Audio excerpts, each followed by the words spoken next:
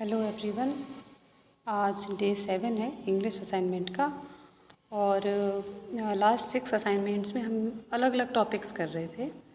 और अलग अलग टॉपिक्स में हर दिन मैंने उनका जो टॉपिक है उस टॉपिक का छोटा सा ही पार्ट लिया था, क्योंकि मैं ये नहीं चाहती थी कि आपको किसी भी टॉपिक पर एक दिन में इतना ज़्यादा असाइनमेंट बड़ा हो जाए कि आप उसको लिखने में भी आपको प्रॉब्लम लगे और लर्न करने में भी प्रॉब्लम लगे।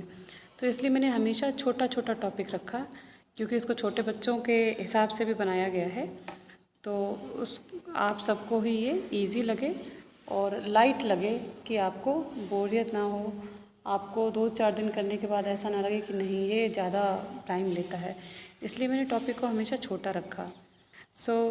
उससे हुआ क्या है कि टॉपिक पूरा कंप्लीट नहीं हो पाता था। और मैंने ये भी नहीं किया कि अगर एक दिन कोई टॉपिक पढ़ा रहे हैं तो उसी के कंटिन्यू दूसरे दिन वही करें, उससे मोनोटनी आ जाती है। तो मैं अपने हिसाब से मैंने अभी तक 6 अलग अलग तरह की चीज़ें आपको पढ़ा दी।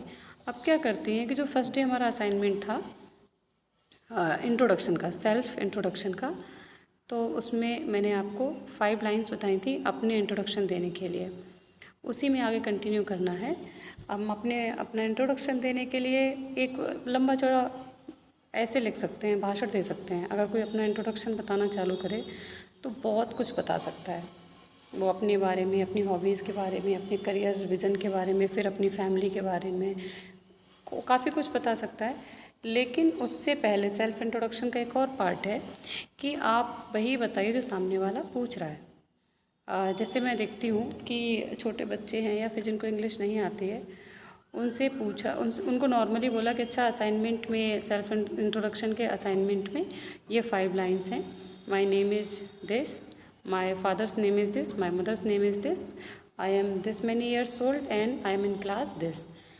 तो उनको वो लाइन सीक्वेंस से रट गई हैं। अगर उनको थोड़ा सा भी आगे पीछे क्वेश्चन पूछ लो इसके बीच में तो उनको समझ में नहीं आ रहा कि क्या पूछा है उनसे। फॉर एग्जांपल अगर हम उनसे पूछते हैं कि what is your father's name, पहला क्वेश्चन हम उनसे यही पूछ लें what is your father's name, तो वो उसका आंसर ये नहीं देते my father's name is for example Ram Naresh, वो सीधे उसका आंसर भी यही देते हैं my name is Kamlesh Kumari. उनको ये डिफरेंस करना अभी नहीं आ रहा है कि क्वेश्चन क्या है, मेरा नाम पूछ रहे हैं या मेरे फादर का नाम पूछ रहे हैं। तो इसलिए उस दिन शुरू किया था बिल्कुल छोटी छोटी 5 लाइन्स से। उनको थोड़ा सा डेप्थ देते हैं, उन लाइन्स को थोड़ा सा मीनिंग देते हैं कि आप अपना इंट्रोडक्शन, एक होता है खड़े होकर स्पीच में अपना इंट्रोडक्शन देना, और एक होता है कि हम 2 लोग बात कर रहे हैं, एक इंसान दूसरे से कुछ पूछ रहा है उसके बारे में, उसका इंट्रोडक्शन ले रहा है, तो जो वो पूछे सामने वाला वही जवाब दे, उसी क्वेश्चन का जवाब दे। तो इसके लिए ज़रूरी है कि उसको क्वेश्चन भी समझ में आना चाहिए। क्वेश्चन इंग्लिश में क्या है उसको ये भी आना चाहिए। तो पहला जो आंसर था कि माय नेम इज़ दिस, उसका क्वेश्चन भी पता होना चाहिए, उसका क्वेश्चन भी पता होना चाहिए। तो उसका क्वेश्चन है what is your name, what is your name, आपका नाम क्या है। इस क्वेश्चन के जवाब में आपको बताना है माय नेम इज़, मैं अपना बताती हूँ, कमलेश कुमारी, या आपका जो भी नाम है, मैंने आपको उसे समझाया था, ये डैश में वहाँ पे आपको फिल करना है आपको। तो इसका क्वेश्चन भी आपने लर्न करना है, इसलिए आपको क्वेश्चन भी बोलना आना चाहिए कि आपसे कोई पूछ रहा है आपका नाम क्या है तो आप बताओ, बट आप भी तो पूछ सकते हैं वापस आपका नाम क्या है। आप अपने पास पड़ोस में पूछ सकते हैं, आपकी क्लास में कोई नया आता है, कोई नया इंसान मिलता है, तो अगर आपको ये बताना आता है कि आपका नाम क्या है तो आपको ये पूछना भी आना चाहिए कि आपका नाम क्या है। तो question is what is your name. Next is, जैसे तब एक लाइन थी क्लास 1 में माय फादर्स नेम इज़, तो उसका क्वेश्चन है what is your father's name. Question और आंसर में बहुत सारे वर्ड्स सिमिलर रहते हैं। जब क्वेश्चन आप पूछ रहे हैं, क्या के जो क्वेश्चन है क्या है, तो क्या है कि जैसे क्लास थी क्या पे WHAT पर एक असाइनमेंट बनाया था, तो इसीलिए क्या की जगह व्हाट यूज़ होगा क्वेश्चन में। और बाकी देखिए योर में हम किसी दूसरे का पूछ रहे हैं, आपके, तो आपके यानी कि योर। फादर्स नेम दोनों में सिमिलर है, नेम दोनों में एक ही है, तो स्पेलिंग्स भी बहुत टफ नहीं है। बट आपको अगर आंसर आता है तो आपको क्वेश्चन भी आना चाहिए। सो मैं सीधे सीधे पढ़ाती हूँ। क्वेश्चन ऐसे बोला जाएगा, what is your father's name, और आप आंसर देंगे my father's name is dash. Dash में मैंने आपको उस दिन बताया था पापा का नाम फिल करना है। अब next question is what is your mother's name, आपकी माता जी का नाम क्या है। तो what is your mother's name, इस क्वेश्चन के जवाब में आपको बोलना है my mother's name is dash. तो ये क्वेश्चंस आपको आंसर्स पहले से पता है, क्वेश्चंस ही केवल आपको देखने हैं। नेक्स्ट इज, आपने जैसे बोला था आई am dash years old, I am dash years old, तो उसका क्वेश्चन है हाउ ओल्ड आर यू। आपसे कोई पूछे आपकी उम्र क्या है, तो क्वेश्चन वो इस तरह से पूछेगा हाउ ओल्ड आर यू।